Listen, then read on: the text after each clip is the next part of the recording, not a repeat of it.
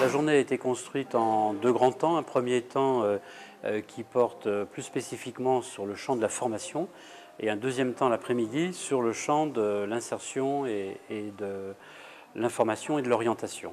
C'est la première fois que nous organisons une journée d'information professionnelle.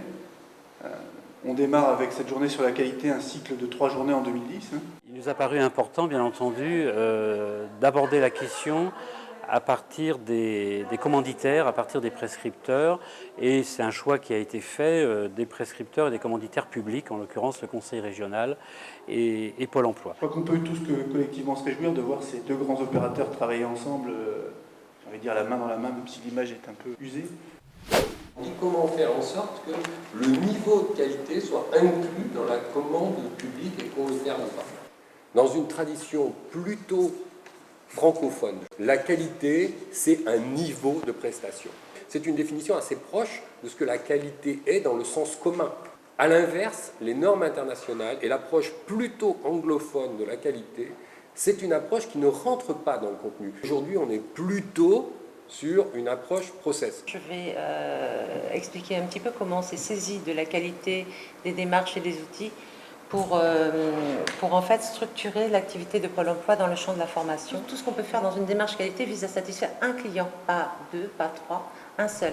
Pour tout achat, l'identification des besoins et le travail du besoin et l'expression du besoin est à la base à la fois de la commande et de la mise en œuvre. Je ne sais pas par où commencer, quoi. Donc, comment on identifie réellement le besoin, sachant que le besoin en formation évolue très vite. Le point de départ de la démarche, c'est l'identification des besoins en formation des territoires, croisés avec les besoins en formation qui nous sont remontés par les branches professionnelles et tous les acteurs sectoriels, qui conduisent à une commande d'achat, puis à la mise en œuvre, puis enfin au bilan de ces formations qui sont ensuite rebouclées vers l'identification des besoins. Ça m'a conforté dans l'idée qu'une démarche qualité permet d'organiser un service, d'organiser une prestation et de formaliser ce travail commun et collectif.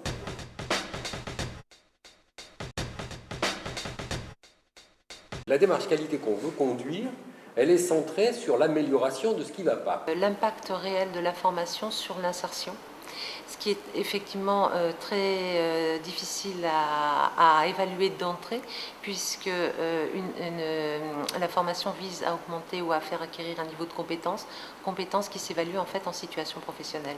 Donc c'est un point sur lequel nous sommes particulièrement vigilants et que nous intégrons également dès l'amont au moment de l'identification des besoins et de la construction de la programmation. Sur de vrais objectifs d'une politique qualité avec des axes d'amélioration et des axes de qualité de prestation. Peut-être plus de type réactif par rapport à la façon dont évolue la commande publique. La réalité de ces nouveaux marchés et de la mise en commande publique des services publics de l'emploi nous a amené à constituer des groupements. Donc ces groupements solidaires, pour couvrir des logiques, c'était une contrainte par rapport au lot, une contrainte géographique, une contrainte en nombre, en volume et en spécificité de prestations. Il fallait répondre ensemble. Et à quoi est-ce qu'on peut s'engager en termes de socle commun à l'intérieur de ce groupement, de telle sorte à fournir quelque chose qui soit retenu, soyons clairs. Pour mener, je dirais, cette démarche, en fait, elle s'est située d'une part en amont. C'est-à-dire que les conventions qui sont réalisées dans le cadre des groupements, assorties de chartes dites de qualité, ont fourni à la fois un support, mais également un cadre qui devait être respecté au regard du cahier des charges. En fait, elle était double. Elle était effectivement sur le contenu. On a travaillé sur le contenu des prestations à livrer, sur leur amélioration et aussi sur l'amélioration du process. Ça a été au travers de différents comités pédagogiques sur le contenu de la prestation et de pilotage sur les procédures que petit à petit, nous sommes arrivés aujourd'hui en termes de résultats à un taux de retour inférieur à 3%, considéré comme des non-qualités par le donneur d'ordre.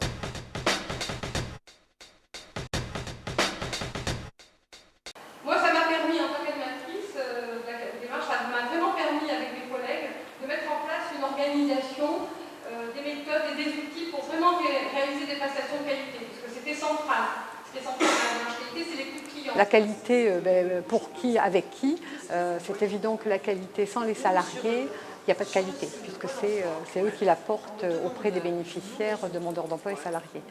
C'est vrai qu'on a peu parlé du client bénéficiaire, mais mais pour moi, il est au centre de la démarche qualité. Moi, j'étais intéressée au niveau de cette journée. Ce qui m'intéressait, c'était de sortir de mon isolement. Moi, je suis très isolée au niveau de la mise en place de la démarche qualité. C'est quelque chose que qui vit en interne et je n'ai aucun interlocuteur en externe. Vous avez un récapitulatif, un bref récapitulatif de l'organisation de l'orientation dans les 4 régions européennes avec lesquelles nous avons travaillé.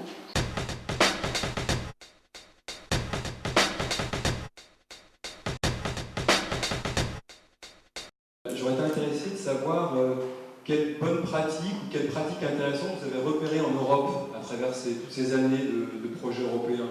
La démarche du PRAO était vraiment très, très pertinente pour moi, parce que j'ai pris conscience que c'est ce qui nous manquait actuellement pour faire évoluer en externe, donc la démarche qualité, puisque c'est quand même encore des initiatives individuelles. La structure favorise l'apprentissage tout au long de la vie et les objectifs d'employabilité.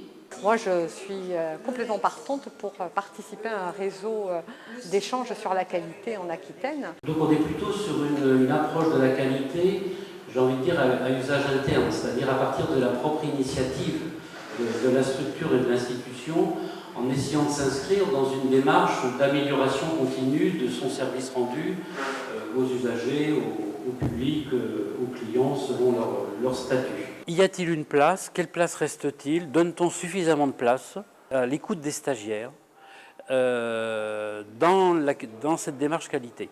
Ou bien n'appréhende-t-on les besoins qu'à partir d'analyses qui sont les besoins exprimés par la branche, les besoins remontés du territoire par la réunion des prescripteurs, des structures d'accueil?